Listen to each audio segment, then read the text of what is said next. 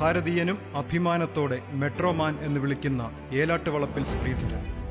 1932 June 12 Palakkad ജില്ലയിലെ കറുകപ്പുത്തൂരിലാണ് ഈ ശ്രീധരൻ ജനിച്ചത്. ചാത്തന്നൂരിലെ ഗവൺമെന്റ് LP സ്കൂളിലായിരുന്നു പ്രാഥമിക വിദ്യാഭ്യാസം. BEM ഹയർ സെക്കൻഡറി സ്കൂളിലെ പഠനത്തിന് ശേഷം പാലക്കാട് ഗവൺമെന്റ് വിക്ടോറിയ കോളേജിൽ നിന്നും ബിരുദവും തുടർന്ന് കാക്കിനടയിലെ ഗവൺമെന്റ് എഞ്ചിനീയറിംഗ് കോളേജിൽ നിന്നും സിവിൽ എഞ്ചിനീയറിംഗിൽ ബിരുദവും നേടിയ അദ്ദേഹം തന്റെ ഔദ്യോഗിക ജീവിതം ആരംഭിക്കുന്നത് കോഴിക്കോട് ഗവൺമെന്റ് പോളിടെക്നിക്കിൽ അധ്യാപകനായിട്ടാണ്.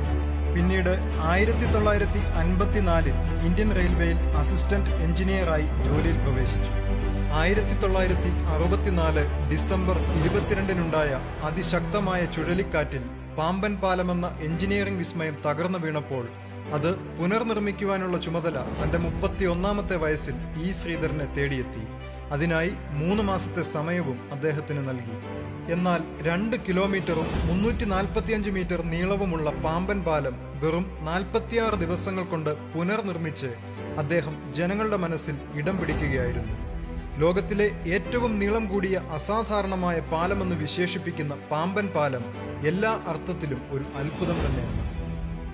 പാമ്പൻ പാലത്തിന്റെ പുനർനിർമ്മാണം പൂർത്തിയാക്കാൻ കൂടുതൽ സമയം വേണ്ടിവരുമെന്ന് റെയിൽ മന്ത്രി പാർലമെന്റിനെ അറിയിച്ച അതേ ദിവസം തന്നെ അവസാന ഗർഡറും സ്ഥാപിച്ച് അദ്ദേഹം തന്റെ ദൗത്യം വിജയകരമായി പൂർത്തിയാക്കി.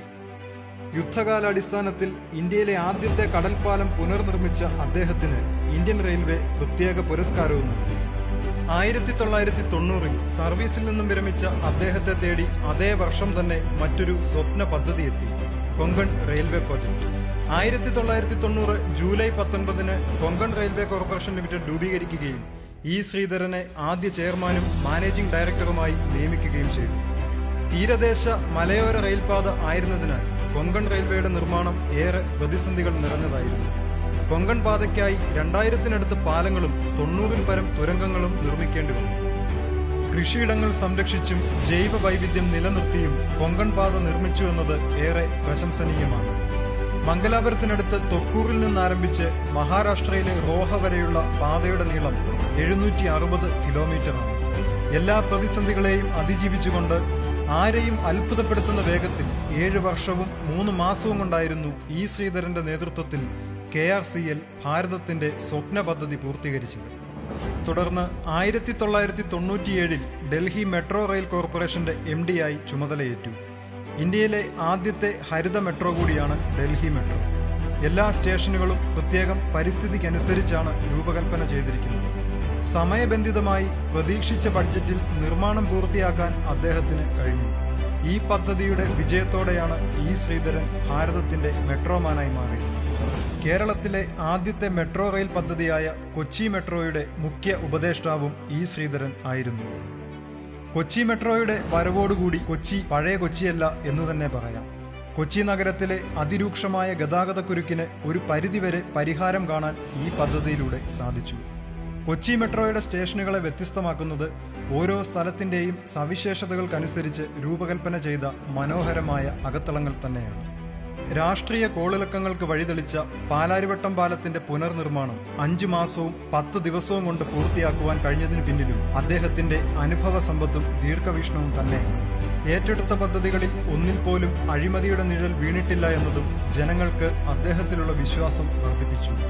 ഇന്ത്യയുടെ മെട്രോമാനെ തേടി രാജ്യത്തിനകത്തുനിന്നും പുറത്തുനിന്നും നിരവധി പുരസ്കാരങ്ങളെത്തി. 2001 പത്മശ്രീയും 2008 പത്മവിഭൂഷണും നൽകി രാജ്യം അദ്ദേഹത്തെ ആദരിച്ചു. അപ്രതീക്ഷിതമായിരുന്നു അദ്ദേഹത്തിന്റെ രാഷ്ട്രീയ പ്രവേശം. 6 പതിറ്റാണ്ടിലധികം നീണ്ടുനിന്ന ഔദ്യോഗിക ജീവിതത്തിന് ശേഷം രാഷ്ട്രീയത്തിലേക്കുള്ള കടന്നുവരവ് ജനങ്ങളെ സേവിക്കുവാനുള്ള സുവർണാവസരമായി കാണുന്ന അദ്ദേഹത്തിന് കരുത്തു പകരുന്നത് നാളിതുവരെ ജനങ്ങൾ നൽകിയ സ്നേഹവും ആദരവും പിന്തുണയും തന്നെയാണ്. 2021 നിയമസഭാ തിരഞ്ഞെടുപ്പിൽ ഭാരതീയ ജനതാ പാർട്ടിയുടെ സ്ഥാനാർത്ഥിയായി ഈ ശ്രീധരൻ മത്സരിക്കുമ്പോൾ പാലക്കാടിനെ കാത്തിരിക്കുന്നത് പ്രതീക്ഷയുടെ നാളുകളാണ്. അദ്ദേഹത്തിന് ജനങ്ങൾ നൽകുന്ന ഓരോ വോട്ടും പാലക്കാടിന്റെ വികസന സ്വപ്നങ്ങൾക്ക് പറന്നുയരാനുള്ള ചിറകുകളാണെന്ന് നിസ്സംശയം പറയാം. തദ്ദേശ സംവിധാനങ്ങൾ പരമാവധി പ്രയോജനപ്പെടുത്തിയുള്ള വികസനമാണ് അദ്ദേഹം ലക്ഷ്യമിടുന്നത്. നാമനിർദ്ദേശ പത്രിക സമർപ്പിക്കുമ്പോൾ കെട്ടിവയ്ക്കാനുള്ള തുക കർഷക തൊഴിലാളികൾ നൽകുമെന്ന് പാർട്ടി നേതൃത്വം അറിയിച്ചെങ്കിലും തുക സ്വയം നൽകുമെന്നും ആരുടെയും പണം വാങ്ങരുതെന്നും പറഞ്ഞ് അദ്ദേഹം അവിടെയും വ്യത്യസ്തമാണ്. ഇതുവരെ കണ്ടുവന്നതിൽ നിന്നും തികച്ചും വ്യത്യസ്തമാണ് അദ്ദേഹത്തിന്റെ തിരഞ്ഞെടുപ്പ് പ്രചാരണം. ഒരാൾക്കുമെതിരെ കുറ്റം പറയുകയോ ആരോപണങ്ങൾ ഉന്നയിക്കുകയോ ചെയ്തിട്ടില്ല. അടിസ്ഥാന സൗകര്യങ്ങളുടെ വികസനവും അതോടൊപ്പം തന്നെ എല്ലാവർക്കും വരുമാനം ഉറപ്പാക്കുന്നതിനുള്ള പദ്ധതികൾ സമയബന്ധിതമായി നടപ്പിലാക്കുമെന്നും അദ്ദേഹം ഉറപ്പു നൽകുന്നു. കേന്ദ്ര സർക്കാരിൽ നിന്നും ലഭിക്കുന്ന ധനസഹായം പരമാവധി പ്രയോജനപ്പെടുത്തിയുള്ള സമഗ്ര വികസനമാണ് അദ്ദേഹം ലക്ഷ്യമിടുന്നത്. പ്രധാനമന്ത്രി ആവാസ് യോജനയിലൂടെ സ്വന്തമായൊരു വീടെന്ന സ്വപ്നം സാക്ഷാത്കരിക്കാൻ കഴിഞ്ഞവരും നിരവധിയാണ്. കേന്ദ്ര സർക്കാർ പദ്ധതിയായ അമൃത് മിഷൻ പാലക്കാട് നഗരസഭയിൽ വിജയകരമായി നടപ്പിലാക്കി വരുന്നു. നഗരത്തിന്റെ വിവിധ ഭാഗങ്ങളിൽ കാൽനട യാത്രക്കാർക്ക് സുരക്ഷിതമായി റോഡ് മുറിച്ചു കടക്കുവാൻ ഫൂട്ട് ഓവർ ബ്രിഡ്ജുകൾ നിർമ്മിക്കുവാനും അമൃത് മിഷനിലൂടെ സാധിച്ചു. നഗരത്തിലെ ഗതാഗതക്കുരുക്ക് ഒഴിവാക്കുന്നതിനും ഇത് ഏറെ സഹായകമാണ്. നഗരത്തിലെ മലിനജലം സംസ്കരിക്കുന്നതിനുള്ള മലിനജല സംസ്കരണശാലകളും ഈ പദ്ധതിയിൽ ഉൾപ്പെടുന്നു. അമൃത് മിഷന്റെ ഭാഗമായി പാലക്കാട് നഗരസഭ കാൽനടയാത്രയ്ക്കും സൈക്കിൾ സവാരിക്കും പ്രത്യേക പാതകളും ഒരുക്കിയിരിക്കുന്നു. കൂടാതെ നഗരസഭയിൽ TR കൃഷ്ണസ്വാമി അയ്യർ പാർക്കും ഈ പദ്ധതിയുടെ ഭാഗമായി നിർമ്മിച്ചു. നഗരത്തിലെ അടിസ്ഥാന സൗകര്യങ്ങൾ വർദ്ധിപ്പിക്കുക എന്ന ലക്ഷ്യത്തോടെ നടപ്പാക്കുന്ന പദ്ധതിക്ക് വലിയ ജനപിന്തുണയാണ് ലഭിച്ചുകൊണ്ടിരിക്കുന്നത്. അക്ഷരങ്ങളിലൂടെ അറിവിന്റെ മഹാസാഗരത്തിലേക്ക് പുതുതലമുറയെ നയിക്കണമെന്നും അദ്ദേഹം ഓർമ്മപ്പെടുത്തുന്നു. പ്രത്യേകിച്ച് ഞാൻ ഇതിനു മുമ്പേ 67 കൊല്ലം ഗവൺമെൻറ് ജോലിയിൽ പണിയെടുക്കുകയായിരുന്നു. ആ സമയത്ത് ഗവൺമെൻറ് ഏജൻസികൾ പല പ്രോജക്ട്സും രാഷ്ട്രത്തിന് വേണ്ടി ചെയ്തിരിക്കാൻ സാധിച്ചു. ഇനിയിപ്പോൾ ഗവൺമെൻറ് ജോലിയിൽ നിന്നെല്ലാം ചുമതല ഞാൻ വിട്ടു. രാഷ്ട്രീയത്തിൽ ഇറങ്ങാനുള്ള പ്രധാന കാരണം ഈ 67 കൊല്ലം ഞാൻ സമ്പാദിച്ച എൻ്റെ അനുഭവങ്ങൾ, എൻ്റെ എക്സ്പീരിയൻസ്, അത് ഇനിയും എൻ്റെ കയ്യിലുണ്ട്. അത് സംസ്ഥാനത്തിന് ഉപകാരമായി ഉണ്ടാകണം എന്നുള്ള ഒരു വിചാരത്തിലാണ് രാഷ്ട്രീയത്തിൽ. എൻ്റെ മെയിൻ അജണ്ട വികസനം തന്നെയാണ്.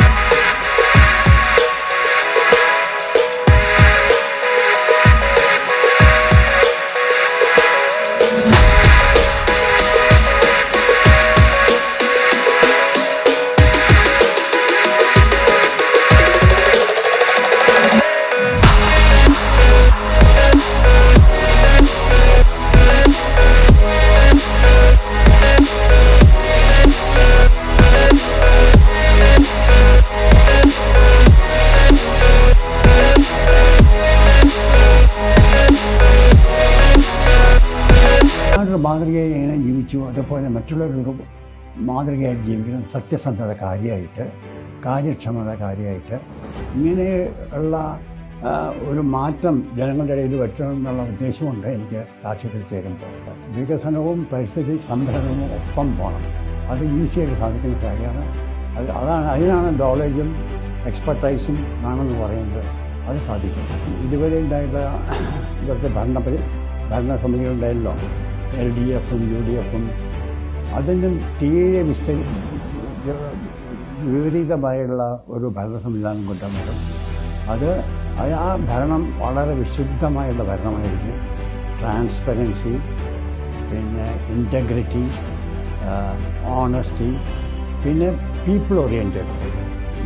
നാട്ടുകാർക്ക് എന്താ വേണ്ട അതാ ചെയ്തു കൊടുക്കേണ്ടത്. അതെൻ്റെ പാർട്ടിക്കോ അല്ലെങ്കിൽ ഒരു വെസ്റ്റേൺ ഇൻട്രസ്റ്റിന് വേണ്ടിയിട്ടുള്ള കാര്യങ്ങളല്ല ചെയ്തു.